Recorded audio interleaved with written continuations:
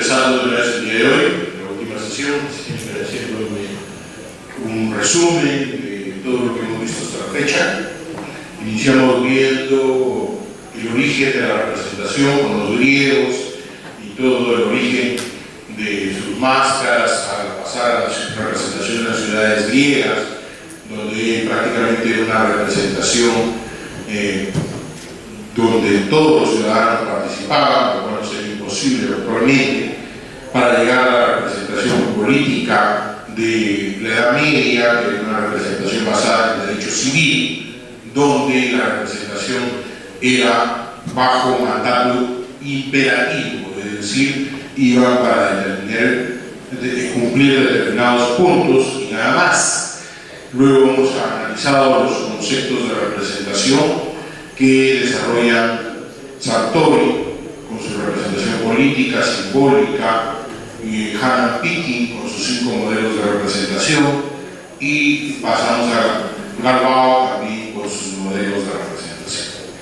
Luego, el día de ayer, estuvimos analizando lo que es la representación en los parlamentos y cómo la representación en los parlamentos se mueve básicamente en 2 grandes aspectos: cómo es que la representación tiene su propia decisión en el Parlamento o tiene la decisión fuera del Parlamento, y un modelo híbrido que de una u otra manera conjuga el tema de tener decisión fuera del Parlamento y dentro del Parlamento.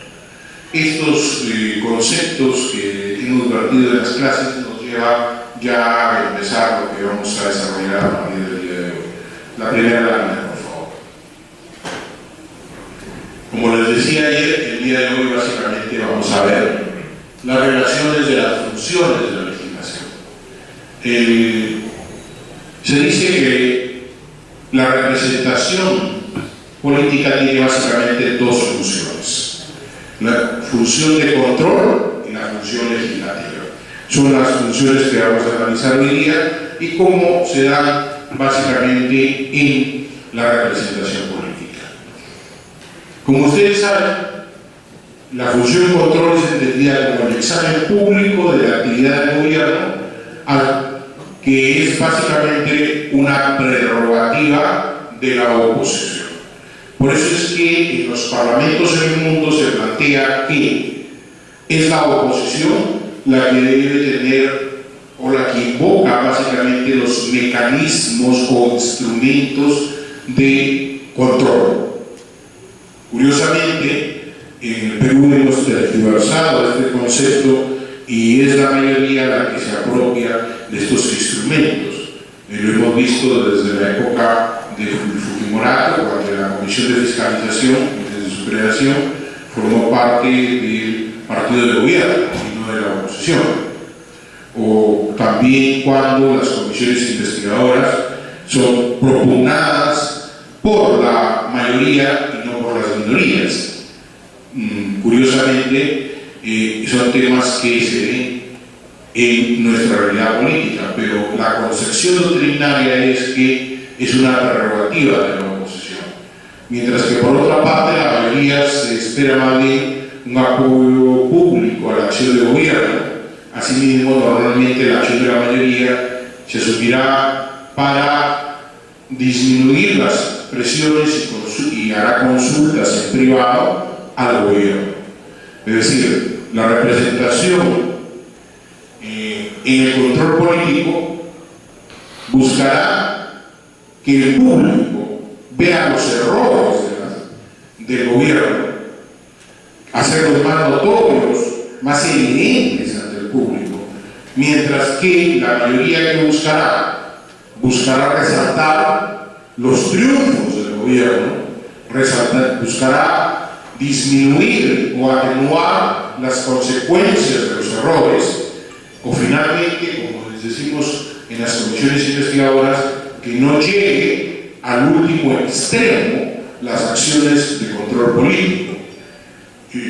En cristiano es permitido, porque con la poca votación que tiene, las minorías puedan interpelar a los ministros, pero no llegar a la última ratio.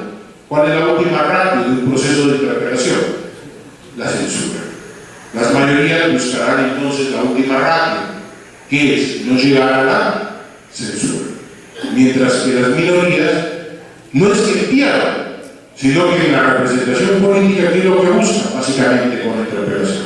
Muchas veces tenemos la concepción, dice, pero ¿para qué hacen interpelaciones si saben que no tienen los votos para lograr la última ratio, a la censura? ¿Para qué? Para poner en evidencia ante el ciudadano los errores del ejecutivo. Porque finalmente esa es una función, que el ciudadano, que es quien elige a los representantes, sea finalmente el gran juez, el gran juzgador.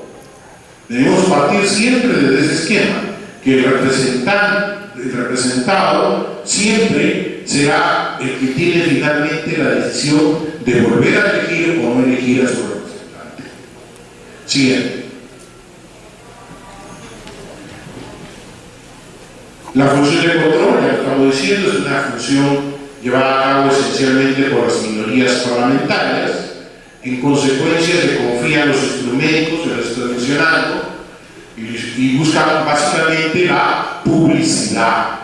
O sea, finalmente ellos son conscientes, las minorías son conscientes, que no tienen los votos para llegar a la última razón, que es la censura. ¿Pero qué buscarán? Buscarán la publicidad. Que la opinión pública se forme una idea de lo que está pasando sobre determinados temas. Es como se dice en publicidad, es poner en agenda el tema, es poner en el ojo del televidente el tema. Siguiente. Los mecanismos de rendición de cuentas también. Ojo. Control político, fiscalización no es lo mismo que la rendición de cuentas. La rendición de cuentas o accountability, muy propia de los americanos, es la función propia del parlamentario de dar cuenta a sus representados de sus acciones. Entonces, pasa su mayoría por involucrar a los ciudadanos en los procesos de toma de decisiones. Una medida concreta sería la configuración de redes, en términos norteamericanos o ingleses, el Policy Board, constituidas por todos los sectores que pueden estar involucrados en el diseño y puesta en marcha de una política pública que cubriría un amplio abanico del campo de la actuación. ¿Qué es lo que estamos diciendo aquí? Básicamente que mediante el proceso de rendición de cuentas es el representante el que da cuenta a sus representados, es decir, ciudadanos. Y es el ciudadano el que debe participar activamente en el control de sus propias políticas públicas y en el control del comportamiento y la conducta de su representante. Por eso es que, como decíamos en clases anteriores, no lo decía aquí, lo decía en una conversación, llegado al tercer o cuarto año de gobierno, hay muchos representantes que ya no visitan sus provincias porque han perdido toda autoridad sobre sus representados. Y el tema de accountability sí ha sido colocado y recogido en nuestro ordenamiento reglamentario cuando hablamos ya de semana de representación, que es la semana en la cual el parlamentario debe dar cuenta a sus representados. Siguiente. La rendición de cuentas exige la publicidad de los actos y de las decisiones de los representantes. Aquí el tema, ¿no? ¿Qué tanto de las decisiones, si decimos de que el congresista no está sujeto a mandato imperativo? Aquí surge la duda no de las decisiones. ¿Por qué? Porque las decisiones no están sujetas a mandato imperativo. Es decir, lo que tengo es que explicar por qué voté de esa manera, pero no decirles que pido perdón o pido disculpas por mi tipo de voto, sino fundamentar el voto, hacer entender al ciudadano, a la masa, por qué se votó de una o de otra manera. Es necesario que la política sea publicitada. Solo en el acceso a la información se podrá contar con una ciudadanía bien informada y que podrá participar. La calidad de la accountability está relacionada con la existencia del pluralismo informativo y de medios de comunicación independientes. Ahí les he puesto, por ejemplo, recogido cuando el congresista a su labor parlamentaria brinda rendición de cuentas, ¿no? Entonces, eso es lo que hacen todos nuestros congresistas en su semana de representación, rendir cuentas. El tema está que en esa rendición de cuentas viene el detalle. Es solo decir en mi rendición de cuentas que he controlado el Ejecutivo o que también he hecho en parte de mi función en favor de mi localidad, que es lo más difícil, porque teniendo en cuenta que el parlamentario no tiene iniciativa de gasto, pero sí tiene iniciativa para gestionar, para lograr que un determinado distrito logre sus recursos, que una determinada provincia logre los recursos, o una obra emblemática de un determinado sector de región se vaya avanzando. Entonces, esa labor de representación es la que genera los llamados por los americanos accountability, ¿no? Siguiente. La función legislativa. Como les decía el día de ayer, la función legislativa está muy venidamente.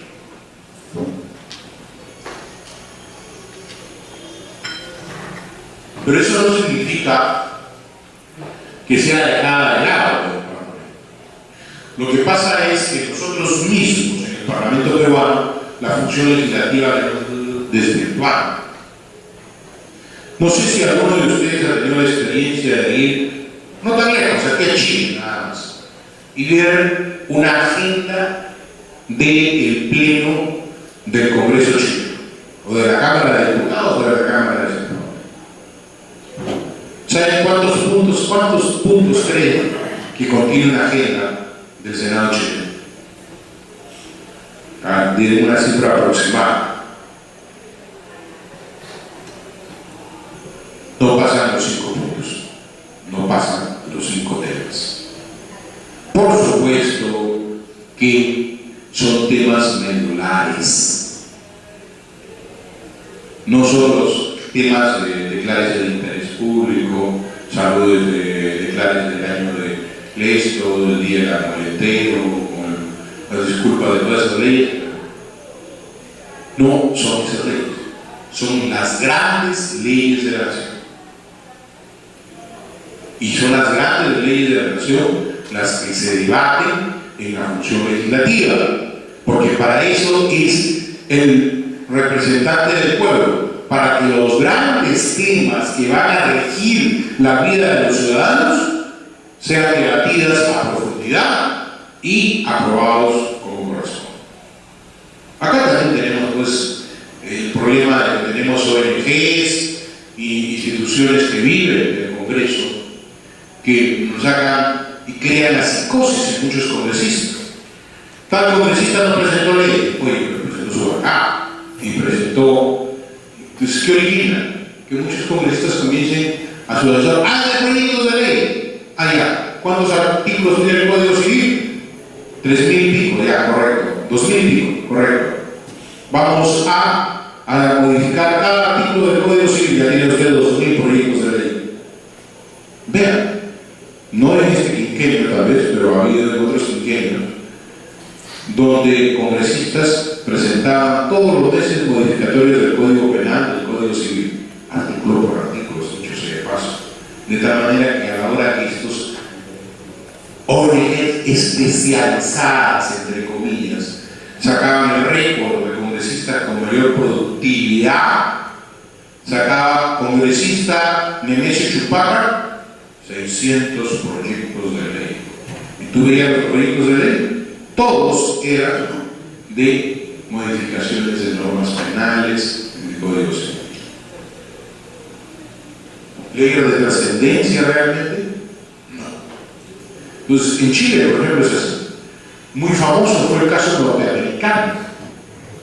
4 años llevaba el proyecto de ley para unificar los sistemas de inteligencia norteamericana, que dicho sea de paso solo puede ser aprobado por ley del Congreso.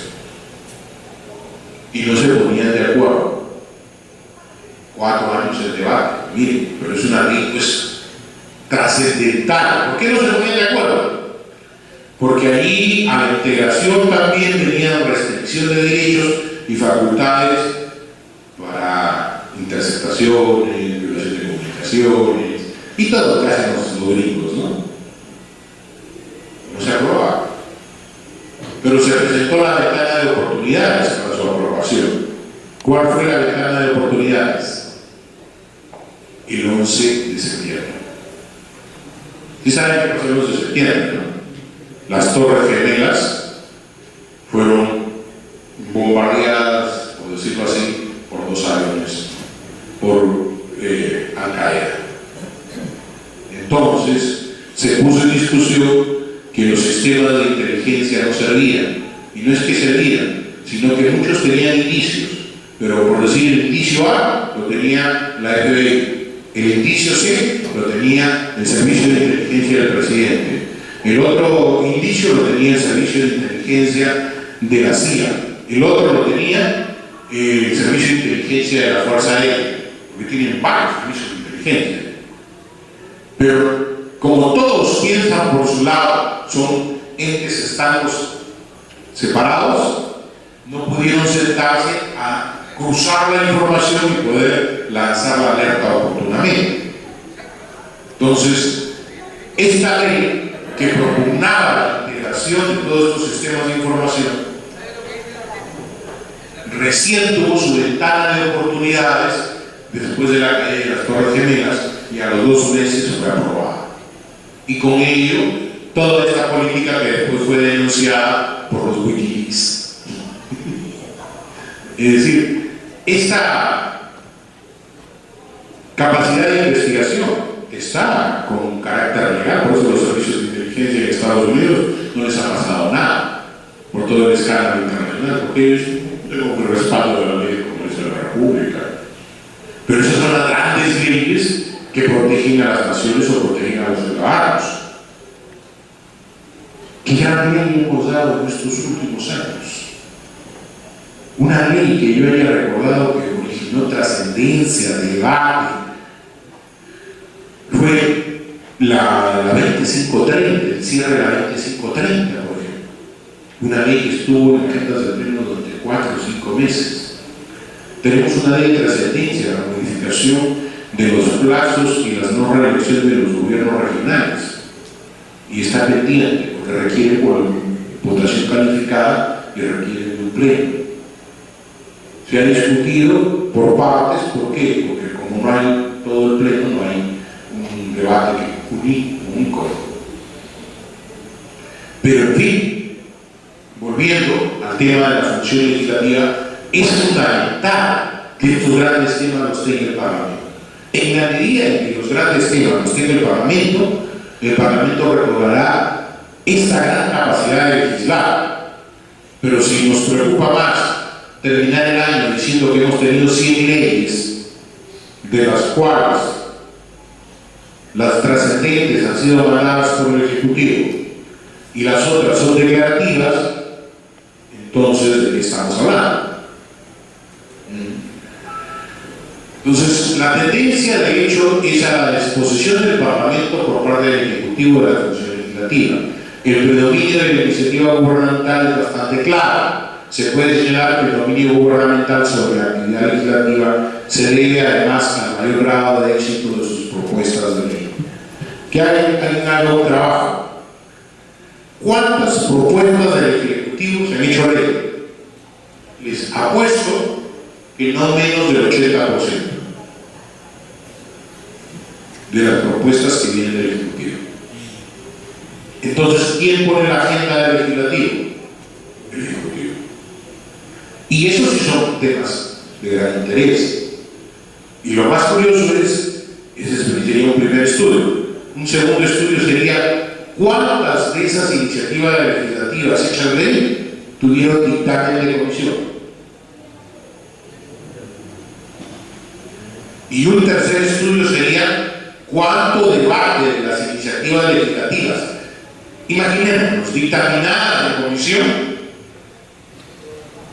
tuvieron un debate profundo en el Parlamento?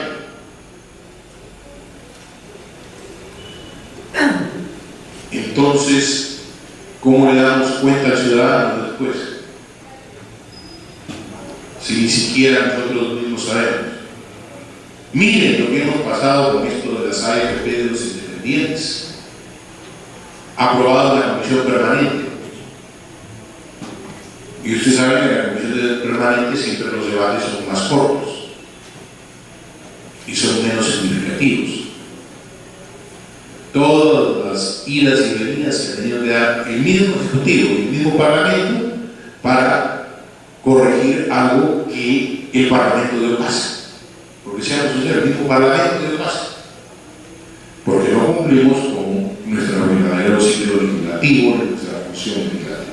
Ahí les he puesto el ciclo legislativo básicamente para que vean desde donde se inicia el trámite documental, a fin de trámite, cuando se presenta el proyecto, oficialía, comisiones, oficialía mayor, por decirlo así, que en realidad es una vicepresidencia la que pone en a qué comisiones debe ir, ¿no?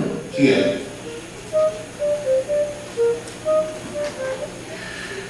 Aquí lo que les estaba diciendo, no debemos olvidar que en el proceso legislativo hay dos momentos, el inicial y el final, surgiendo en el inter del proceso legislativo la posibilidad de que se aporten modificaciones a los proyectos de ley. Es decir, está bien, es un proyecto del Ejecutivo, pero yo, Parlamento, debo ver si realmente el proyecto de ley amerita que se apruebe tal cual en sus propios términos o surja modificaciones, darle aportes, producto del debate y producto de algo que no hay pues, en el Parlamento peruano, la especialización. ¿Qué significa especialización? Deberíamos tener expertos en temas en cada comisión. Ese es el principio de las comisiones en los parlamentos en el mundo. El principio de la representación en comisiones es que en las comisiones deben estar representados en la proporción numérica y en proporción de números de integrantes de los mismos grupos políticos que existen en todo el Parlamento. Por eso es que en comisiones fluctúa el número para poder dar cupo a todas las agrupaciones políticas.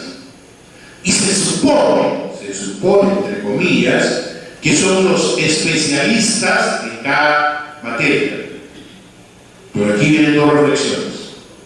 ¿Cómo podemos hablar de especialización si en el Perú las presidencias duran un año? Sí, al siguiente año no solo cambia la presidencia, sino cambia muchas veces la composición de los miembros del grupo parlamentario. Es decir, se supone que si es un experto en minas, debe estar desde el primer año hasta el quinto año. Es un experto en ciencia y tecnología, debe estar desde el primer año hasta el quinto año. Yo he visto en mi comisión ahora ir fluctuando esos representantes de los grupos parlamentarios. Todos los años tengo nuevos. Entonces yo me pregunto, ¿con qué especialistas estoy trabajando? E incluso para algunos es hasta novedad que en mi comisión se practica la asistencia electrónica cuando llegue. Pero bueno, entonces, ¿cómo podemos aportar para la modificación del proyecto? Terminamos aportando más bien problemas.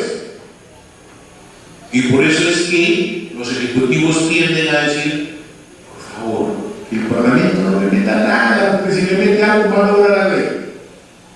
Les digo, desde la perspectiva de haber estado desde la otra vereda, desde la perspectiva de haber sido secretario general del PCN. Entonces, ¿cuál es la idea de los ejecutivos? Que no lo cambie el Parlamento. porque si no distorsiona, porque considera que no hay especialistas y muchas veces lo que se le pone es populismo puro. Verbigracia. Dense el trabajo de revisar el proyecto de ley que vino del Ejecutivo para Forsur. ¿Ya? Y miren el monstruito que salió de ley de Forsur, de administración de fondos de Forsur. Lo destrozaron, crearon que primero pasaba, era la responsabilidad de los alcaldes distritales, provinciales, del gobierno regional, que cada uno se reunía en el gran comité de Forsur y de ahí elevaba después sus proyectos y todo. En general, cuando hay responsabilidad de todo, responsabilidad de nadie, caos. Entonces, o también a la inversa, como sucede. También sucede a la inversa.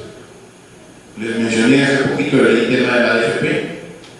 El tema de la AFP comenzaron entre los propios parlamentarios a acusarse. No, tú lo pusiste, ¿no? Finalmente lo puso el Ejecutivo. Esa es la gran realidad. Porque a veces el Ejecutivo, como tiene sus coordinadores acá, está bien, dice, oye, ahí podemos meter ese tema, acércate y mete ese tema.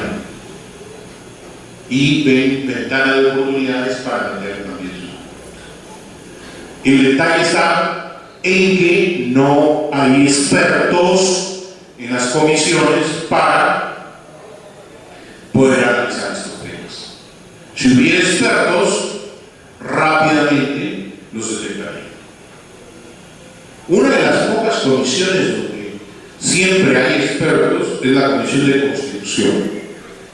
Y eso es una comisión, si bien es cierto, no se dictamina mucho, pero los dictámenes son más profundos.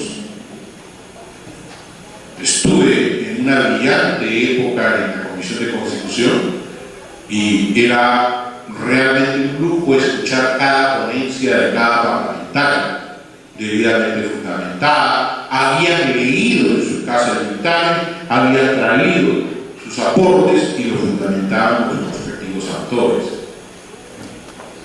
Yo pregunto ahora, ¿en qué comisión hacemos eso? Muy pocas. ¿Por qué no tenemos el aporte de expertos? Este examen de enmiendas, como le llaman en España, este es concepción española, aporta a la legislación una iniciativa gubernamental, un elemento posterior, ¿no?, a evaluar la influencia de la producción legislativa entre los distintos componentes parlamentarios. Por ende, podemos decir que de alguna manera el representante parlamentario mantiene su función legislativa, pues se resiste a convertirse en una mesa de partes del Ejecutivo. Esa es la gran oportunidad que tiene el parlamentario. La pregunta es, si él no es experto y su asesor tampoco es experto, definitivamente entonces será una mesa de partes. Sigue.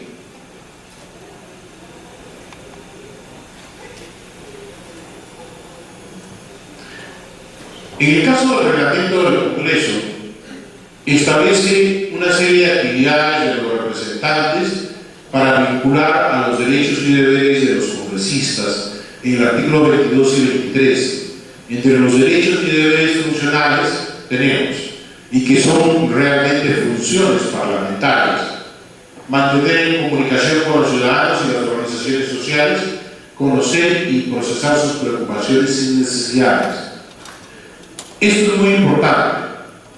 El parlamentario que atiende los pedidos ciudadanos, da trámite a ese pedido ciudadano y responde a ese ciudadano, va a mantener un vínculo con el ciudadano. Pero eso depende, sinceramente, de un trabajo muy fuerte del equipo técnico que apoya al parlamentario. Un equipo que, básicamente, por ejemplo, yo recuerdo mucho cuando trabajaba en despacho, que atendíamos pedidos de personas por su jubilación, pedidos por su atención en salud, pedido de ciudadanos, de reclamos ante la municipalidad. Entonces, todos esos documentos habrá que tramitarlos y obtener una respuesta para el ciudadano y a la vez volver a remitirle la respuesta al ciudadano. En la medida en que el ciudadano reciba un documento del Congreso firmado por el congresista, el ciudadano se va a sentir muy satisfecho porque sentirá que su voto sirvió para algo. Y les cuento como anécdota. Yo pude comprobar en una localidad de mi región de origen, cuando un ciudadano salió orgulloso a abrazar al parlamentario y decirle que estaba contento porque le habían contestado su carta que había enviado. Y lo tenía ni siquiera en mi cama, sino en una bolsa plástica y con chinches pegados en su pared de adobe. Y se lo enseñaba a todo ciudadano que había llegado, que llegaba a su casa, todo vecino, que el parlamentario, el congresista fulano de tal, le había firmado, le había mandado una carta a él. Lo curioso de esto es que el señor era analfabeto. Y él se sentía orgulloso de la carta y era informándole que su pedido había sido denegado.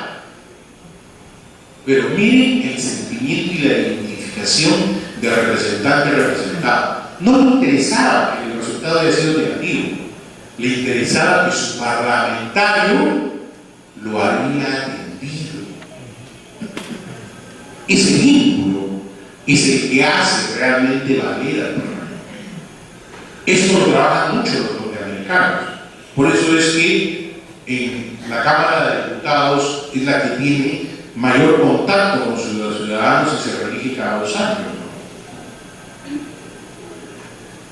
Atender las denuncias sustentadas y documentadas de la población, presentar pedidos por escrito para atender las necesidades de los pueblos que representa, atender el funcionamiento de las sedes descentralizadas del Congreso, realizar audiencias públicas, actividades vinculadas a la intermediación, contribuir y mediar entre los ciudadanos, sus organizaciones y los entes del poder ejecutivo. Muy bien, siguiente. Veamos ahora las relaciones entre representado y representante. Este es un cuadro sinóptico que trata de esquematizar todas las características de las relaciones que existen entre el representado y el representante. Lo primero que debemos hacer es definir qué es el elector y qué es el elegido. El elector pues ya no es solo un estamento o corporación, sino que ahora es un grupo de individuos iguales entre sí, denominados ciudadanos, con intereses particulares, pero ligados todos por un interés compartido, el de la nación. El elegido es aquel en el cual se ve reflejado o representado, simboliza al pueblo y a la nación y es elegido a través de elecciones. El rol de los actores: el ciudadano genera demandas y el político representante canaliza estas demandas, es decir, analiza racionalmente los intereses objetivos de los representados, poniéndolos en una agenda política y pública y ejerciendo la defensa y representación de estos. Es decir, el ciudadano puede pedir muchas cosas, pero no todas esas cosas que pide el ciudadano son realmente de relieve para la nación. O en todo caso, el relieve para esa nación se verá en medida de que las circunstancias geográficas o las condiciones en el tiempo puedan permitirlo. Porque muchos ciudadanos pedían una carretera para sus pueblos, pero la afluencia de tránsito para esos pueblos era muy poca.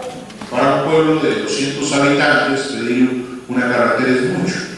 El parlamentario podrá, con el informe técnico, ir y convencerlos de que no necesitan una carretera, pero sí se les puede hacer un camino asfaltado. ¿Por qué? Porque es el primer paso para ir construyendo y luego posteriormente poder llegar a ello en la medida en que la población. La relación entre el mandato y las políticas. El mandato, el programa electoral, permite a los representados predecir las acciones de aquellas y al mismo tiempo sirve de referencia para premiar o castigar a los representantes. El accountability. El mandato no imperativo propone una serie de opciones contenidas en los programas electorales, pueden cumplir o adecuar sus propuestas de acuerdo a los intereses de la nación. Aquí viene un gran tema que siempre es debate. Se dice que los políticos prometen todo y cumplen casi nada. Pero, ¿qué tan cierto esto es para la doctrina o cómo lo enfoca la doctrina? Se enfoca de la siguiente manera, o se justifica para algunos, digamos, que el que no está en el poder no tiene la suficiente información para saber si su plan de gobierno se podrá ejecutar en toda su dimensión. Que recién, cuando esté en el poder, podrá tomar un contacto real de las potencialidades que tiene el país, de la gravedad del problema o de los recursos con los que cuenta para poder implementar su plan. Y de acuerdo a ello, tendrá que adecuarse para ejercer el gobierno buscando siempre el bienestar general. Y ahí el problema. El tema es, ¿qué pasa entonces si yo propongo hacer blanco y termino haciendo negro? No es que me adecuado, porque adecuarme es llegar a un color gris.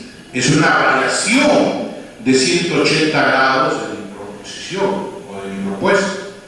Por ejemplo, suponiendo que José Carlos Capriato ofrece, señores, vamos a estatizar todos los grandes comercios de Lima, Ripley, Zara, todos van a ser estatizados, manejados por el Estado, no va a haber ropa china. Entonces, bravo, José presidente, me saca presidente. Yo llego y me encuentro, porque los chilenos nunca más deben estar en el Perú y todo el discurso del rollo político, ¿no? Estoy en el gobierno y me encuentro con una circunstancia diferente y lo único que puedo hacer es imponerle condiciones mejores para sus trabajadores a los chilenos, es obligarlos a que paguen brutalmente sus impuestos. Esa es una opción. Pero sin embargo no hago la segunda, la opción que les digo, sino que por el contrario firmo convenios para que se hagan más salas y más Ripley en todos los conos y se hagan incluso en cada provincia del Perú. ¿Me habré visto adecuado por las circunstancias o habré virado totalmente de mi opinión? Entonces, ¿qué es lo que va a pasar? Que finalmente el ciudadano, cuando haga accountability, me sancionará. Me sancionará. La receptividad genera el vínculo de confianza y crea confianza y fidelidad. Cree, acepta, socializa y desarrolla determinado tipo de actitudes que implica su aceptación al símbolo que representa el parlamentario y a su actuación, otorgándoles así legitimidad. Es decir, hay determinadas acciones de grupos parlamentarios que por más que le digas samba canuta más, le crearás fidelidad a la gente. El ejemplo lo vamos a tener en las elecciones de Lima. O sea, mandan a hacer una encuesta expresamente para decir hace obras pero es corrupto. Esa es una encuesta para hacer. Y la gente dice, no me interesa que sea corrupto, pero que haga obra. Y atacan sobre ese tema. Pero el tema es que se creó un vínculo de confianza. ¿El vínculo de confianza cuál es? Este señor sí hace obras. Este señor sí me representa. Cada vez que hay problemas, ahí está él. Crea confianza y fidelidad. Debe actuar mostrando sensibilidad ante sus representados y sus intereses. Su nivel de receptividad se mide por su respuesta ante las demandas de los representados.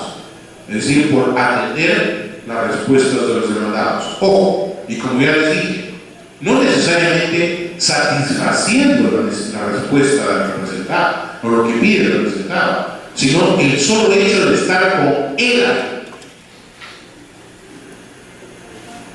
El solo hecho de decirle, estoy contigo, pero no podemos hacer más, hemos hecho todo esto, ya el ciudadano se siente que su autoridad ha estado y crea una fidelidad, una confianza. Y a ese ciudadano que ha logrado crearlo con fidelidad y confianza, lo va a atender como autoridad siempre. Siempre va a ser el que va a votar por él.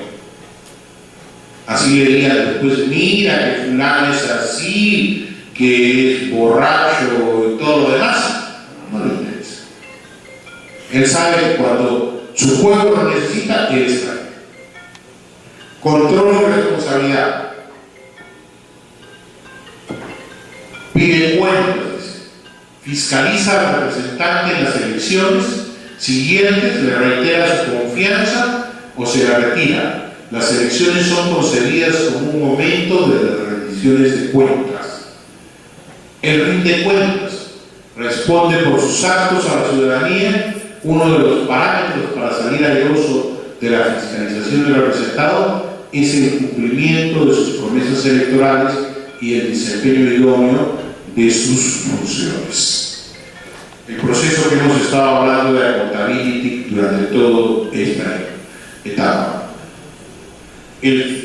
Al final del mandato, el representante recibirá su evaluación, con su renovación o no renovación. Por eso es que cuando se plantea que en los parlamentos no exista reelección, la pregunta es, ¿cómo vas a juzgar? Se dice, no es que vas a juzgar no al individuo particular, sino a la agrupación política, cómo se ha comportado.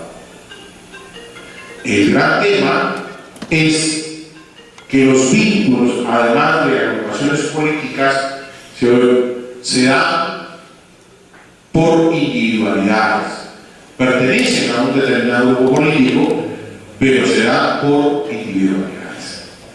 Es más, algunos autores señalan que lo que pasa es que las agrupaciones políticas originan modelos de conductas. Por ejemplo, se dice de determinado grupo político, no, esos son políticos. Por eso ellos saben hablar, saben defender sus posiciones. Entonces, si estamos en un ente político, ¿yo qué soy? Si al otro le digo que es político. Es como la película de Ciento, ¿no? Vamos todos a lo mismo, que es a la guerra. ¿Tú qué eres? ¿Artesano? ¿Obrero? Ya. ¿Y yo qué soy? Yo sí soy guerrero, yo soy soldado. Entonces acá no le gusta que le digan, ese es político. Oye, ¿y qué estabas? ¿En qué lugar estabas? En un lugar político. Entonces, desde que entraste en este lugar, eres un político. Así que olvidémonos eso que dicen, no, es que yo no soy político, ellos son políticos. Te sometiste a elecciones políticas y si ganaste, te convertiste en un político. Y si no quisiste llamarte nunca político, nunca te sometas a el control y responsabilidad de los ciudadanos. ¿Correcto? Sigan. Un tema que indirectamente ya lo hemos venido manejando y tratando en todas las sesiones, porque es parte de la evolución de la representación. La representación y la no sujeción al mandato imperativo. Dice, la representación como mandato imperativo desaparece cuando un cuerpo representativo se transforma como una delegación de mandatarios encargada de tratar con la corona, se transforma de contraparte del soberano en órgano soberano. Así surge a nivel constitucional como logro de los constituyentes revolucionarios la prohibición del mandato imperativo, en ocasiones explícitamente vinculada a la soberanía de la nación. Confundimos a veces o vinculamos soberanía de la nación al no mandato imperativo, y el mandato imperativo ha ido evolucionando, como ya hemos señalado, hasta que los constitucionalistas elaboran toda la teoría de que los parlamentarios no deben estar restringidos por sus electores al tipo de voto que deben emitir. ¿Qué dice nuestra Constitución? El artículo 14. Los congresistas representan a la nación, no están sujetos a mandato imperativo ni a interpelación. El reglamento del Congreso, que ya lo hemos visto siempre. Pero tenemos que analizar el término no están sujetos a mandato imperativo. ¿Qué significa no estar sujetos a mandato imperativo? ¿Qué implicancias tiene no estar sujetos a mandato imperativo? Este término, que su origen básicamente fue para decir que no obedece a nadie, tiene dos implicancias. La primera, al no existir todavía en aquel entonces, en el origen de este mandato, los partidos políticos, dicha prohibición fue interpretada únicamente en relación a los electores, quienes ya no podían hacer valer sus indicaciones sobre los representantes que acababan de elegir. Si los zapateros habían puesto a su candidato, ya no podían obligarlo a que cumpla fielmente su mandato. Pero todo esto fue antes del surgimiento de los partidos políticos. ¿Cómo queda esto cuando los partidos políticos son los que toman decisiones en conjunto? Ahí viene el tema. Los partidos políticos aparecen como organizaciones intermediarias entre los ciudadanos y los representantes, en la medida en que su infraestructura partidaria suele ser un medio indispensable para materializar la elección de los candidatos que dichos partidos propongan a la ciudadanía. Por consiguiente, si los partidos son los intermediarios entre los ciudadanos y los representantes, la prohibición del mandato imperativo debe ser enfocada en la actualidad no solo en función de los electores, sino también en función de los partidos políticos de cuyas filas provienen los congresistas o que se han apoyado tal o cual candidatura. ¿Será cierta esta afirmación? ¿Quiere decir entonces que yo, miembro de un partido político, voto como quiero y porque es mi mandato imperativo, no soy sujeto a mandato imperativo? Veamos lo siguiente. ¿Hasta qué punto podrían los representantes considerarse legítimamente libres de tener que acatar las indicaciones provenientes de los partidos con cuyo apoyo pudieron ser elegidos al Parlamento? Es decir, votar diferente al partido elegido. ¿Hasta qué punto podrán decidir pasar o integrarse a grupos parlamentarios distintos en el transcurso del tiempo que dure su mandato? Son las preguntas doctrinarias que surgen. Oye, si los parlamentarios no están sujetos a mandato imperativo, entonces no tienen por qué obedecer a su bancada. Si no están sujetos a mandato imperativo, pues ya no me junto con este que me cae súper antipático y me voy con el otro que es antipático. Aparte con él estamos en el mismo club, el otro no, me ayuda con su partido político, ha sido el vehículo para llegar, pero no, él le da en otro ambiente, yo estoy en otro, me voy mejor con el otro. ¿Hasta qué punto soy independiente? Porque no estoy sujeto a mandato imperativo. La representación no sujeta a mandato imperativo tiene aquí un gran dilema, en donde los partidos y su influencia en la representación han alcanzado ribetes constitucionales, originando la siguiente argumentación. Los parlamentarios representan a la nación, pero ejercen tal representación en nombre de los partidos y organizaciones que facilitaron su elección. Y que más aún, el que no estén sujetos a mandato imperativo no debe interpretarse como independencia absoluta y deslealtad partidaria. Al contrario, son voceros y expresan el punto de vista de sus movimientos, coordinando con ellos a través de sus respectivas estructuras y defendiendo sus propuestas programáticas. ¿Quién lo dice eso?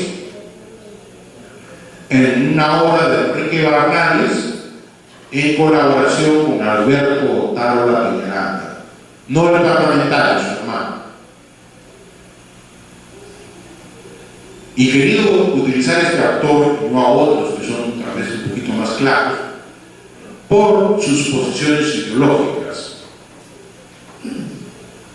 Porque muchas veces dicen que el hombre libre es propio del hombre socialista, pues el hombre socialista dice que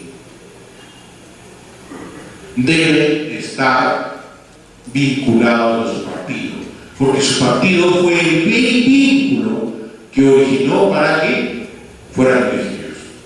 Y más aún, en aquellos parlamentarios, y esto se da siempre, a los que criollamente se les dice, se les apareció la elección. ¿Por qué? Porque individualmente nunca hubieran sido elegidos. Fueron elegidos simplemente por el arrastre del Ejecutivo y de su partido político, por el arrastre de la fuerza partidaria, del voto partidario, más no por su capacidad personal. Y eso lo podemos comprobar nosotros. Yo hasta ahora no terminé de conocer a los 130 congresistas. No sé si ustedes, el otro día me tropecé con uno y tuve que pedir disculpas, no sabía que era congresista. Y esto es que siempre voy al pleno, esto. Bueno, pues. Pero por otro lado, la pregunta es quién no conoce a determinados parlamentarios, ¿no? Que todos conocemos. Pero bueno, entonces, esta frase, esta conceptualización de Enrique Barnales y Alberto Otárola en su obra La Constitución de 1993, análisis comparado, nos lleva a esta conclusión, que son voceros y expresan el punto de vista de sus movimientos, coordinan dentro de ellos a través de sus respectivas estructuras y defienden sus estructuras o sus propuestas programáticas. Y por ende, el tema del mandato no imperativo ya no es solo un mandato individual, sino un mandato dentro para proteger al parlamentario de agentes externos, más que un tema de que haga él su sacrosanto bulto. Bien, creo que este es el último punto que tratamos el día de hoy. Muchísimas gracias. ¿Hay alguna pregunta? Muy bien. El día domingo, el Diario del Comercio publicó una encuesta de índices de apoyo, en la cual dice que el 83% de la población no se siente representada. Creo que todos hemos leído eso porque ha sido publicado en el Diario del Comercio. Y además eso queda corroborado con las elecciones últimas municipales y regionales, en las cuales los partidos políticos también han sido vencidos en las regiones por movimientos regionales, ¿no? Con lo cual queda corroborada la encuesta. La pregunta es más que pregunta es preocupación, porque por favor usted podría aclarar y comunicar un poco más. Sí. ¿Algo más? No es que los partidos, sí, por eso termino.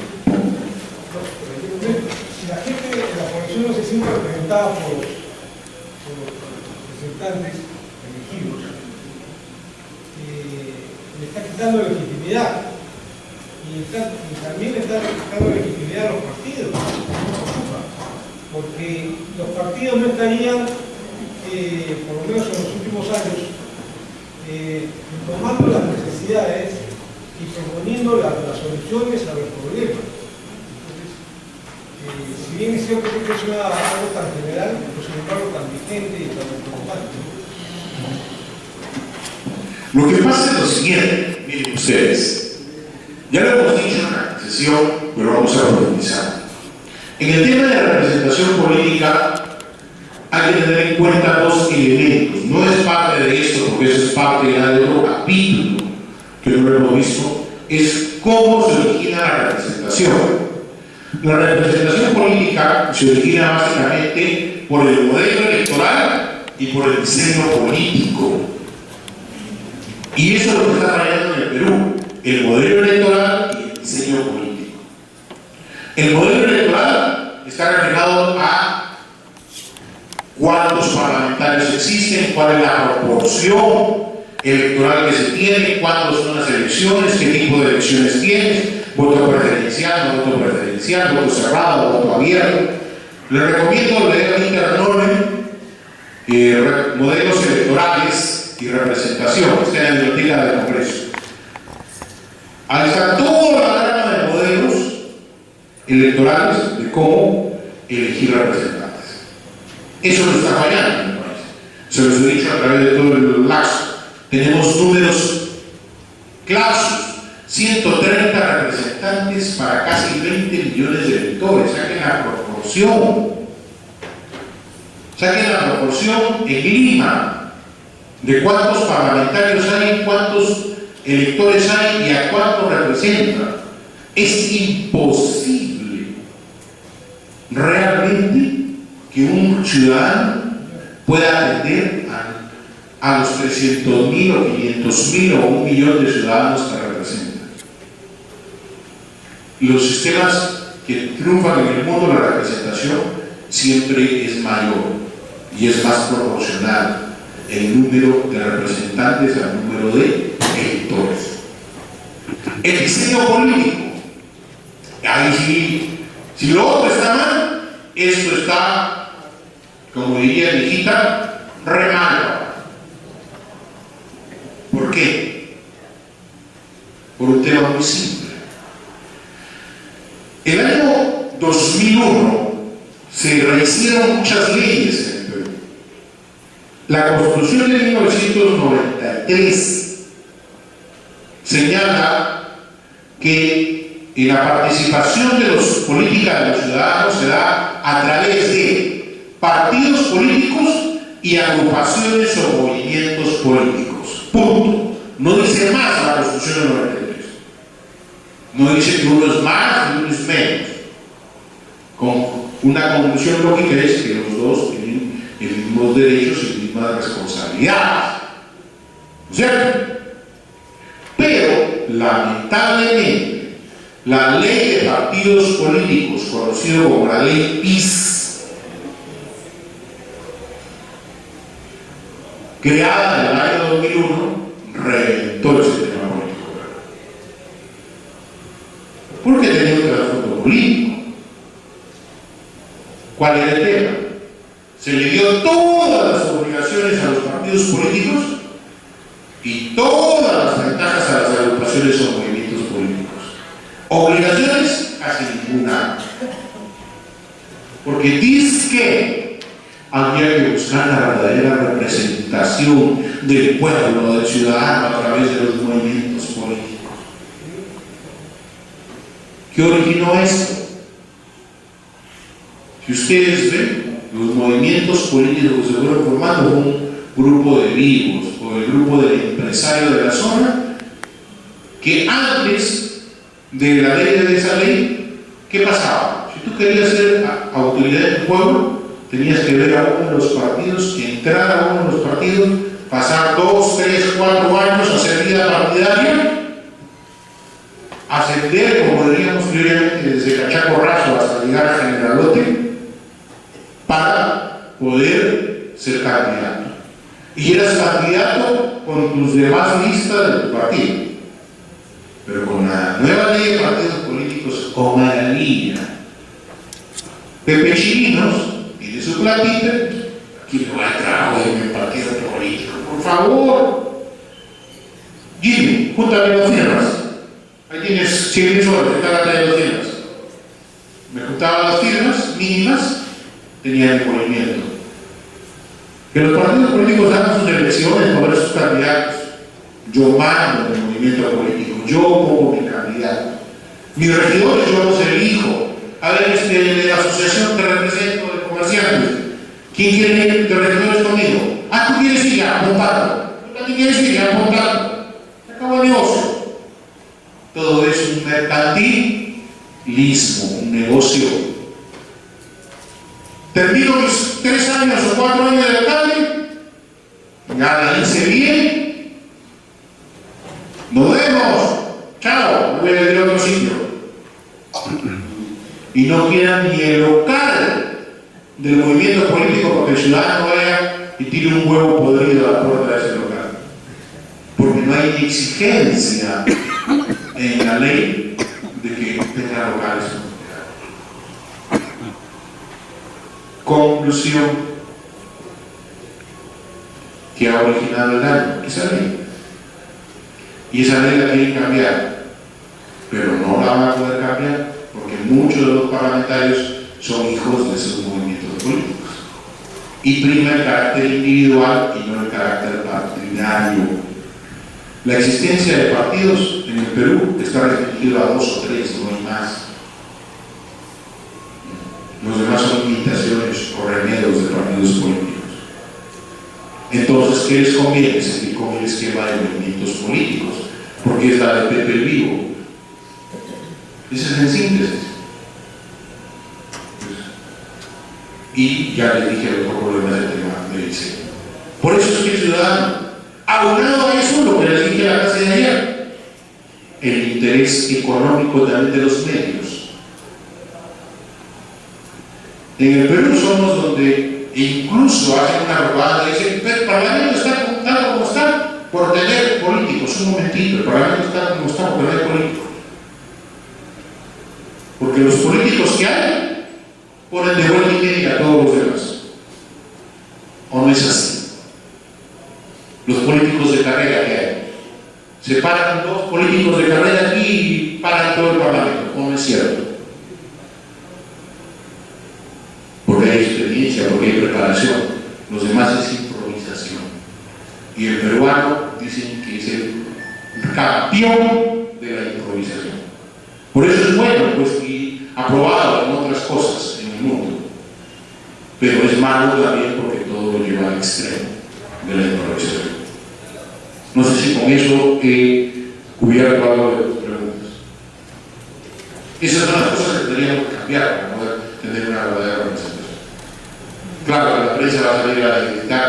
¿Y a quién subir el número de parlamentarios? ¿Lo más autónomo? ¿Lo más aprovechados? La democracia cuesta, señores. Pero no hay otra forma en el mundo que permita un mejor sistema de gobierno. No se ha intentado hasta ahora. Y lo que se inventó demostró que fue peor que la democracia.